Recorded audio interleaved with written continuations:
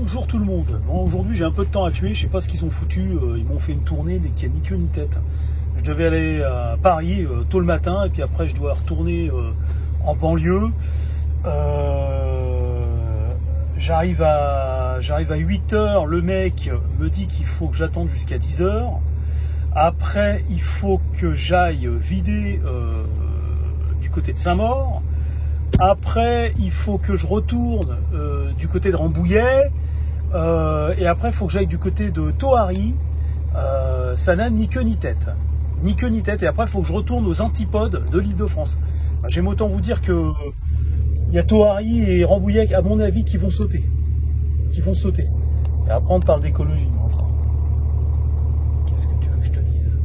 Alors là, vous avez vu la Chine en train de fabriquer des barrages gigantesques, de la rétention d'eau, c'est pas les premiers, c'est pas les premiers à le faire.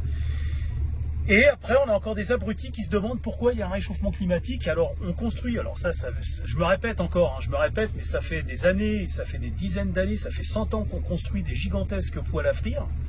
C'est des mégapoles, des villes qui s'agrandissent et qui finissent par se toucher les unes aux autres. Donc les voies ferrées, les départementales, les nationales, les autoroutes, les parkings, les toits, comme je vous avais dit, en fait on fabrique des zones arides et hyper arides. C'est-à-dire que l'homme, sur Terre, n'a pas besoin de son étoile pour fabriquer, normalement c'est une étoile, c'est une étoile qui fabrique des zones arides et hyper arides sur une planète, voire même qui la détruit, qui la rend stérile. Et ben nous, on a le soleil qui s'en charge à certains endroits du globe, mais si vous voulez, c'est régulé avec le mouvement des plaques tectoniques. Et donc, en fait, les courants d'air changent au fil des millions d'années, des millénaires. Et puis, l'homme, si vous voulez, comme une termite à l'échelle planétaire, modifie l'environnement et c'est grave ce qui se passe, c'est grave. Vous savez, moi je travaille dans le BTP, donc je suis très bien placé pour vous en parler. Buvez ma parole sur ce coup-là. Sur ce coup-là, buvez ma parole. Je vais dans des zones. Alors on a été faire du BTP du côté de Fontainebleau, Nemours. Alors, on décaisse de la terre, mais qui est d'une excellence. C'est-à-dire, c'est une des meilleures, si c'est pas la meilleure terre du monde. Elle est oxygénée, c'est-à-dire qu'il y a c'est de la terre en fait qui a des, comment on appelle ça, qui a les 14 éléments, qu'on a voire même plus encore, qui est continuellement, perpétuellement alimentée par des formes de vie, des arthropodes qui y meurent et autres, des rongeurs, des oiseaux, tout ce que vous voulez. C'est une terre qui est oxygénée grâce au sable. C'est du sable anciennement de mer qui a perdu sa salinité, donc en fait, on voit que c'est une terre qui est très légère. Et cette terre est noire, elle est noire, on dirait du marc de café. Vous voyez le marc de café ou pas? Eh bien vous prenez du marc de café, ça a exactement la même texture, c'est un mélange de terre, de forêt, parce que moi j'appelle pas ça de la terre franche, c'est de la terre de forêt, c'est la terre la plus riche que vous pourriez voir, c'est la terre la plus riche qu'il y a en ce monde, c'est la terre que vous trouvez au pied des arbres dans une forêt. Elle est très noire, elle est noire en fait, noire. Et après vous avez ce qu'on appelle la terre franche, qui est, on va dire, qui est dans les prairies ou dans l'orée des forêts, qui est de bonne qualité, mais qui est d'un peu moins bonne qualité, qui est un peu plus grasse, parce que la terre de forêt, elle a tendance à être sèche, elle est remplie de nutriments, mais elle est sèche, et elle a la même texture que le sable presque, ou le marc de café. Et après vous avez cette terre que vous trouvez à Nemours ou vers Fontainebleau, et que vous trouvez aussi au Vézinay-le-Pec, partout où il y a des riches, en fait. Et donc partout où vous allez trouver des forêts à pins, donc les conifères adorent cette terre, et c'est une terre, pour moi, c'est la meilleure. Elle est, c'est à moitié, il y a une portion, je dirais qu'il y a un tiers, il doit y avoir 25% de terre de forêt, ce que j'appelle moi la terre de forêt, c'est pas de la terre franche, c'est de la terre bien noire, et vous avez un pourcentage que je ne connais pas de sable, qui oxygène cette terre et qui la rend frayable, et vous avez un pourcentage de terre d'argile, vous avez un pourcentage d'argile, et vous avez un pourcentage de terre franche, et puis comme c'est des conifères qui poussent dans ces zones-là, en fait, alors vous n'avez pas la dégradation des feuilles que vous pouvez trouver un petit peu en Europe, qui est typique, hein, des feuilles de chêne, des feuilles de prunier, de cerisier, tout ce que vous voulez, les feuilles plates. Là, c'est des épines de pin et puis des écorces de pin qui se dégradent au fil du temps. Et vous avez une terre, mais d'excellente qualité. En fait, en réalité, vous pouvez tout faire pousser sur cette terre, sur ces terres, parce qu'elles sont bien, elles sont très riches en nutriments, mais elles sont pas trop grasses par rapport à la terre typique, par exemple, que vous trouvez en Normandie ou en Bretagne, hein, qui est excellente. Hein. Cette terre, elle est aussi excellente, mais elle est grasse. Elle est grasse. Elle est grasse et à tout moment de l'année, hein, même quand elle est sèche, il y a encore, vous verrez que cette terre est assez grasse. Et moi, je le vois quand je mets les coups comment on appelle ça, les coups de godet dedans, avec la grue.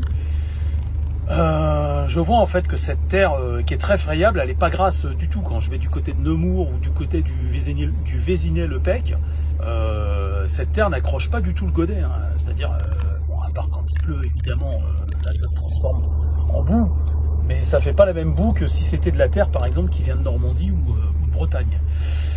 Donc voilà. Eh bien, nous, on extrait cette terre, des fois 10 mètres cubes, des fois 80 mètres cubes, c'est horrible, hein.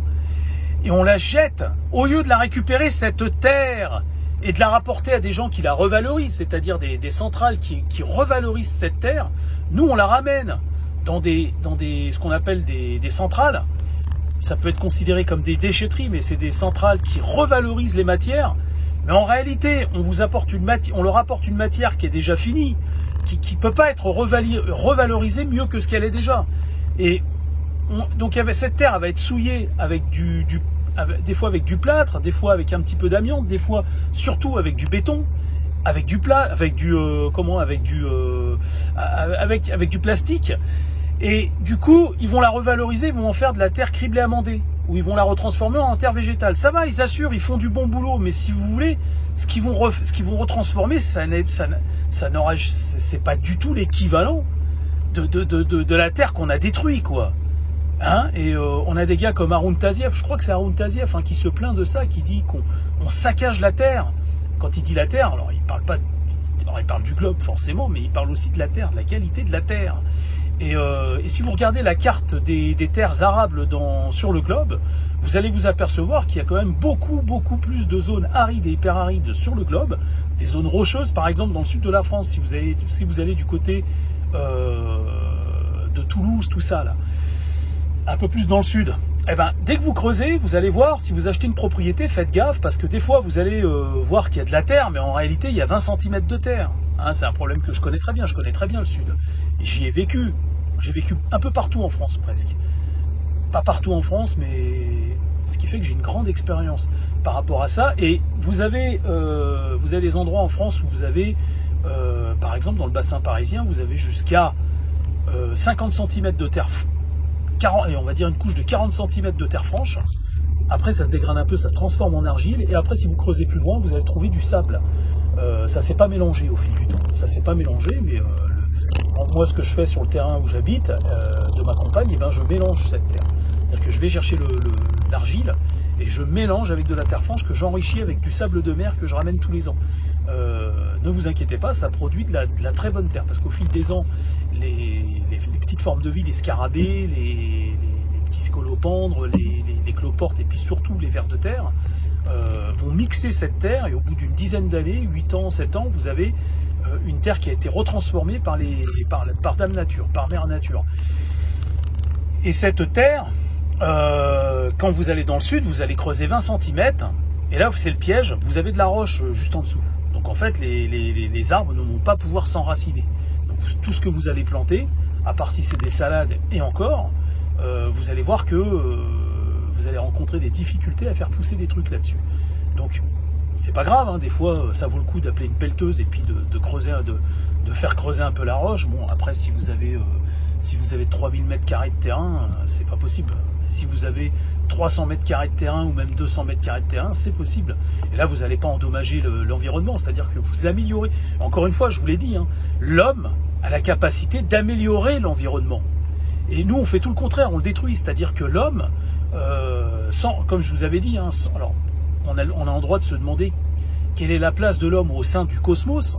C'est une question, mais l'homme, juste au sein de la Terre, c'est-à-dire en tant qu'entité physique, dans un environnement physique, la place de l'homme, c'est le gardien. L'homme, il se trouve que c'est une forme de vie dite intelligente et le gardien de son monde, de son environnement, parce qu'il a le pouvoir de changer et d'améliorer l'environnement, et sa présence, au lieu, peut redynamiser une zone qui se meurt, une zone aride et hyper aride, au lieu de détruire. Donc nous, on fait tout le contraire. Et moi, je fais un métier, et mon seul lot de consolation, c'est de pouvoir vous le transmettre, c'est qu'on décaisse de la terre, et on encule ce monde. Excusez-moi, il n'y a pas d'autre terme. Regardez, je vous montre.